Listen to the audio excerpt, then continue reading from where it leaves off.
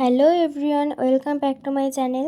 তো তোমরা সবাই কেমন আছো? আশা করি ভালোই আছো। তো আগের মিনি ব্লগে বলেছিলাম যে দুটো গপুর জন্য দুটো জামা কিনেছি। তো পরানোর পর বুঝতে পারছি যে ওদের গলাটা ফাঁকা ফাঁকা লাগছে, তাই ভাবলাম ওদের জন্য হার বানিয়ে নেওয়া যাক।